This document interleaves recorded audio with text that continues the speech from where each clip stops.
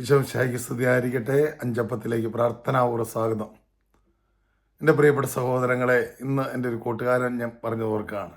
ഞങ്ങൾ ഒന്നിച്ച് യാത്ര ചെയ്യുമ്പോൾ UK വീടുകളിലൊക്കെ വലിയ അതിമനോഹരമായ രീതിയിൽ ക്രിസ്മസ് ലൈറ്റുകൾ എല്ലാം അലങ്കാരങ്ങൾ വളരെ നന്നായിട്ടുണ്ട്.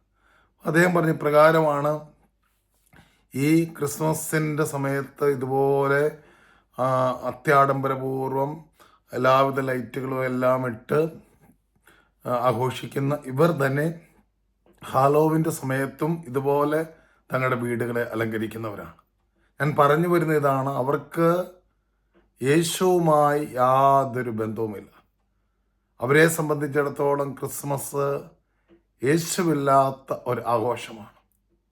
ഒരുപക്ഷെ നമ്മൾ മറ്റുള്ളവരെക്കുറിച്ച് ഇങ്ങനെ ചിന്തിക്കുമ്പോൾ ഒരുപക്ഷെ യേശുവിൽ വിശ്വസിക്കുന്നു എന്ന് പറയുന്ന അനേകരെ സംബന്ധിച്ചും ഒരുപക്ഷെ യേശുവിനെ മാറ്റി നിർത്തിക്കൊണ്ടുള്ള ഒരു തിരുപ്പിറവിയും ആഘോഷങ്ങളും നമ്മുടെ ജീവിതത്തിലും സംഭവിക്കാനുള്ള സാധ്യതയുണ്ട്, അപകടമുണ്ട്. നമ്മളതിനെക്കുറിച്ച് തിരിച്ചറിയണം.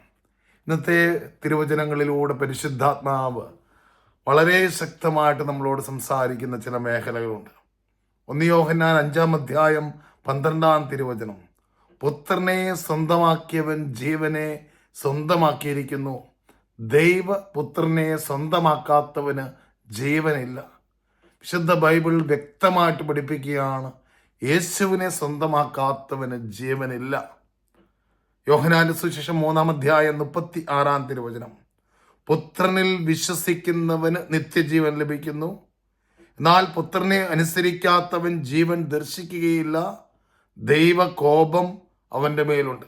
ഇപ്പോൾ യേശുവിൽ വിശ്വസിക്കുക എന്ന് പറയുന്നതും യേശുക്രിസ്തുവിൻ്റെ വചനങ്ങൾ അനുസരിക്കുക എന്ന് പറയുന്നതും നിത്യജീവൻ സ്വന്തമാക്കാൻ അത്യന്താപേക്ഷിതമാണെന്ന് ദൈവത്തിൻ്റെ വചനം നമ്മളെ പഠിപ്പിക്കുകയാണ്. അതുകൊണ്ടാണ് യോഹന്നാന്റെ സുവിശേഷം 5-ാം അധ്യായം 24-ാം തിരുവചനം, സത്യം സത്യമായി ഞാൻ നിങ്ങളോട് പറയുന്നു, എൻ്റെ വചനം കേൾക്കുകയും എന്നെ അയച്ചവനെ വിശ്വസിക്കുകയും ചെയ്യുന്നവന് നിത്യജീവനുണ്ട്.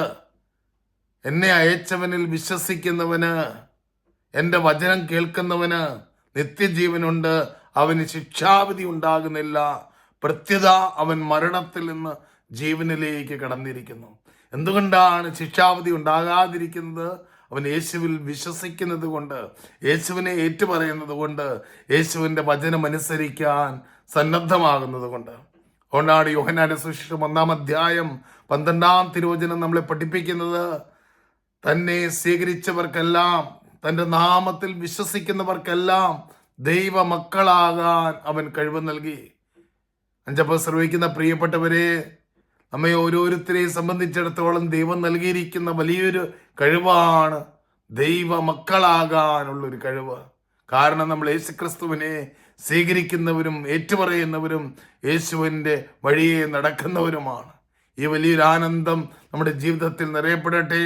ഈ ആനന്ദത്തിലേക്ക് അനേകരെ പ്രവേശിപ്പിക്കാനുള്ള വലിയ ഉത്സാഹം നമ്മൾ നിറയപ്പെടട്ടെ.